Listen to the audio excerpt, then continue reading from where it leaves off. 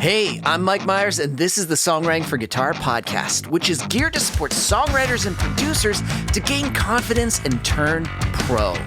I bring on industry experts to help you improve and monetize your skills, engage better in the writing process, and build healthy habits to create a sustainable career that you love. Caffeinated, inspirational, conversational.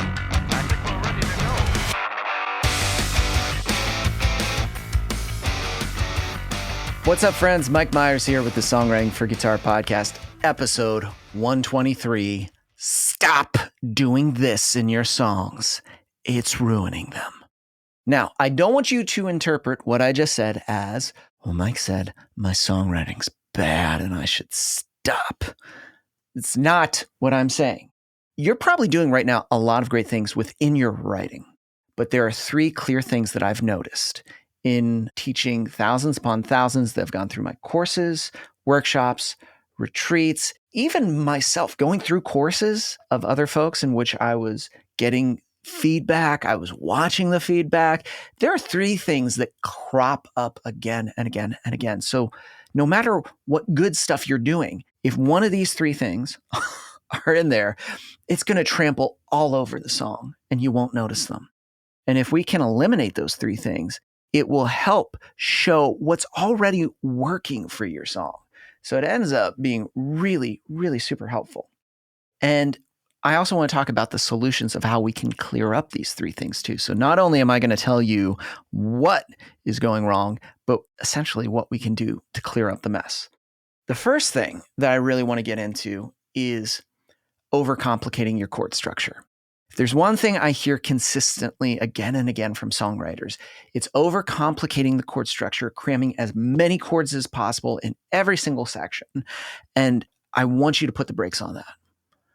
Because ultimately, we need to come back to why we're doing this. We are writing a song. We are writing a song for a listener to experience some sort of emotion. So whether it's feeling good, feeling sad, feeling depressed, feeling anxious, feeling angry, regardless of the emotional content, we want them to feel it. Clear messaging, regardless if you have great lyrics and melody. If you have too many chords, they trample all over and essentially hog the spotlight and the listener's attention because they're just a little confused. So what I want you to think about is, I love the song by the Beatles. Well, I love everything by the Beatles, even the weird songs. But I want you to go back to early Beatles and think of Can't Buy Me Love. I want you to think of the first verse. This is a great example of essentially two chords. I think there's three eventually that appear, but the first one, we're just hanging on one chord. So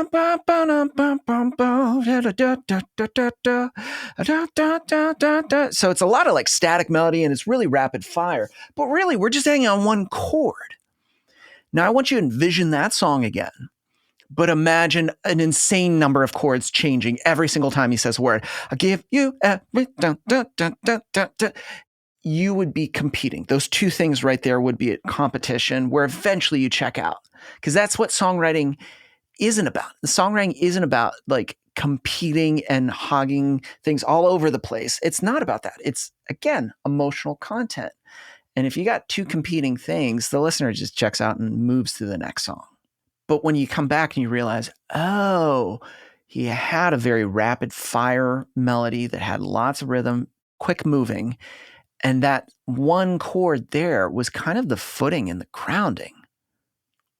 That's what we need. And I think great chord structure always lends itself to be that great footing for the listener, not only giving and supporting the melody, and in some cases enhancing it even more, but giving that listener that footing to follow throughout the song. And I always like to start with just very simple chord structure. So like, 1, 4, 5, 6, Nashville number system. The pushback I usually hear is, well, do you want me to use that for every song? Well, Mike said, here's what I'm telling you. Those are the great chords to start with. I think about lots of other things too, but start with the very clear 4 basic chords. This is why it's important to understand voicing so that you can find multiple ways of conveying that chord structure. So you can find 6 or 7 different ways to convey that chord structure so it feels different and still emotionally supports your melodic and lyrical content. So remember, do not overcomplicate your chord structure. Think simple. We are meant to serve the song. Simple and emotional, never complicated. Okay. Now, for my lyricists out there who listen, number one, thank you for listening, regardless if you may not always dabble in guitar, or maybe you do, or maybe it's just part of your entire system. This next tip is for you. Please stop cramming every single word into every single section of the song. Far too often, I see writers mistake quality for quantity. They're too busy trying to explain everything. And again, just as I told my music people in the front end with chord structures, remember why we're writing this. We're writing this to make them feel something, a clear emotion, regardless of what it is. We want them to feel it. And if your lyric sheet looks like, a high school essay or, one of those emails that you get sometimes, and when you see 5 paragraphs, you immediately eyes roll in the back of your head because you're like, I'm not reading that. Because the majority of that is just kind of like rambling a little bit and never concise and clear. I find the ones who understand this and the lyricists that I work with that do this really well are okay with space. See what I did there? They're okay with space. They're not trying to fill every single section with so many words. Lyricists understand that even though the writers of the song may hear it again and again, the listener is only going to be able to experience that song one time. I mean, it's nice to think that maybe a listener will give the song a second chance, but most of the time you have that one moment to make the impression, or they just hit the next button. And so if a lyricist can allow space to be there, so the listener can really process too a clear line that really hits home. And again, regardless of the emotional content, allows for it to be there. Not only are you going to allow that line to hit harder, but you're also helping the melody person create a melody moment, a potential even melodic hook from that. It's very hard for the one shaping the melody when they see just like countless words again and again trying to over-explain what the song is. And most of the time, when you strip it down to a very, very clear, direct messaging, you'll find that everything else that you had there was trying to talk about other scenes and other moments. You just need to talk about one particular moment in your song. You just have to make that clear. Usually the rambling is where you're jumping from moment to moment to moment to moment to moment to moment to moment, and it just doesn't make sense. So the sooner you stop cramming every word, embrace space, that's where you can make more of a lyrical impact. And if we're doing this, along with what I talked about in the first part, being clear on the chord structure and keeping it simple, suddenly things are now connecting more.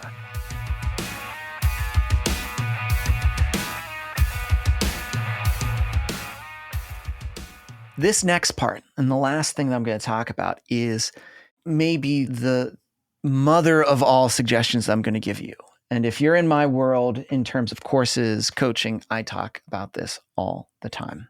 This is something that I just see and I talk about because there's a need. So we're going to talk about this in terms of melodic and chord. Dynamics. Stop ignoring dynamics, especially in the beginning stages of your song.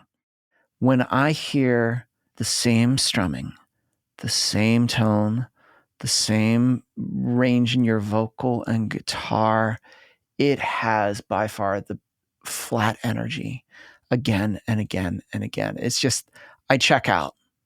It just feels so the same.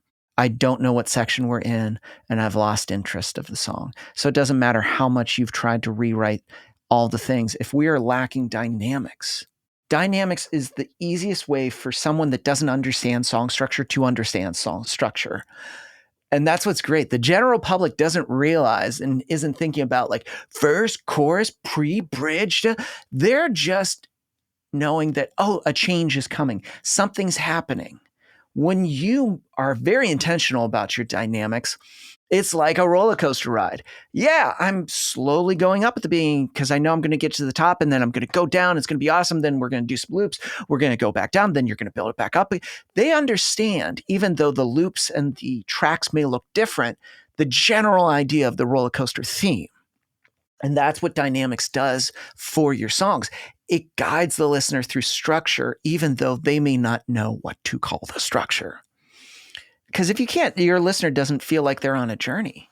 They're on that ride in Disneyland. What is it? It's just like, it's a small, small world. It's just like the most boring ride possible.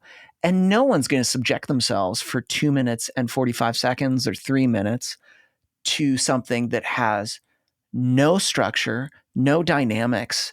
And if you ignore everything that I've told you and you have no dynamics, you have a lot of words and you have too many chord changes, you've already created a great paperweight.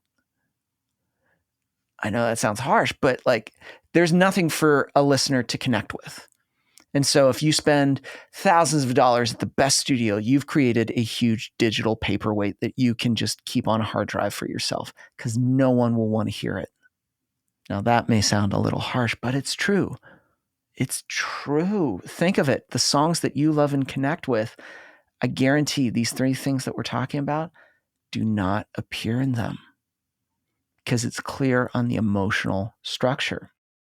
So being very intentional about the strumming patterns that you choose and being very intentional about the level and the volume that you're playing them, that you are understanding and practicing with your metronome consistently so that you are very fluid in how you deliver those things.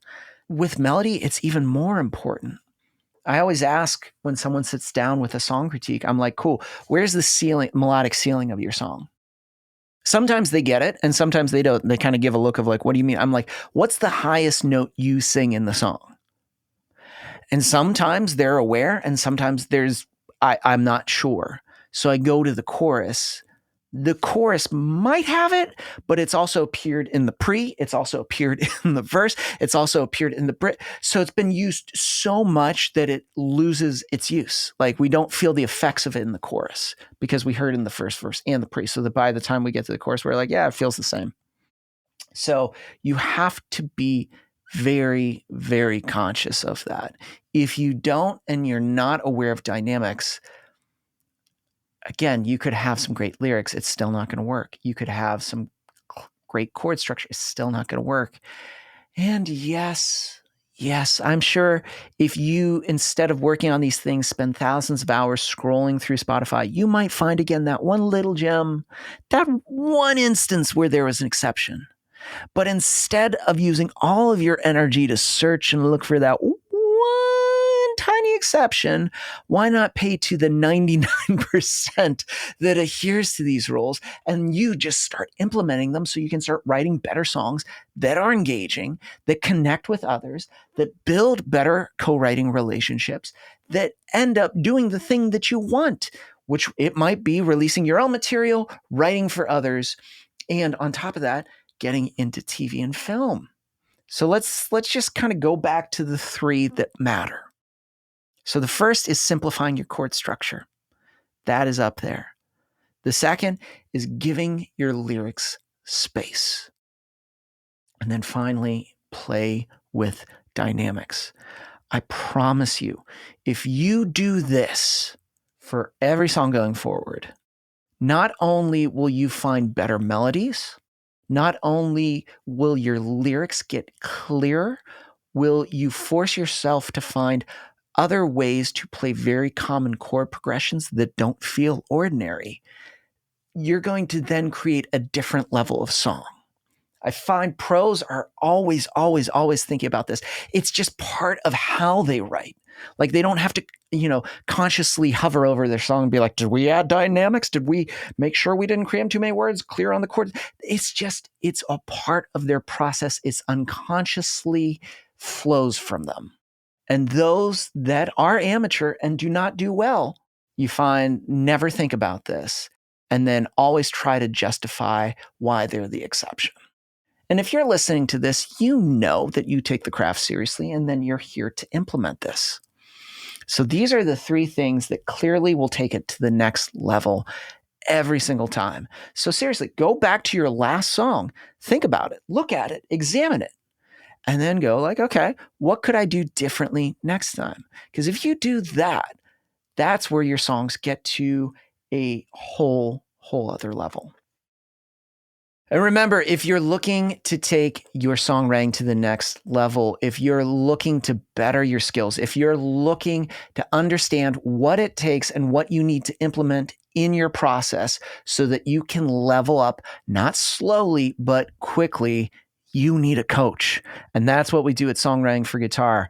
Just click the link below in the description to book a call with me, your foundations call. We'll find out where you're at right now, what's holding you back, and what coach aligns with you and your direction. It's completely free, but you got to take the initiative and book the call. So if you're watching this on YouTube, just scroll down and click it. If you're listening to this on Apple Podcasts or Spotify, it's down there in the description right there. Book your foundations call with me. And that does it for this week. I'm Mike Myers. Thanks for listening.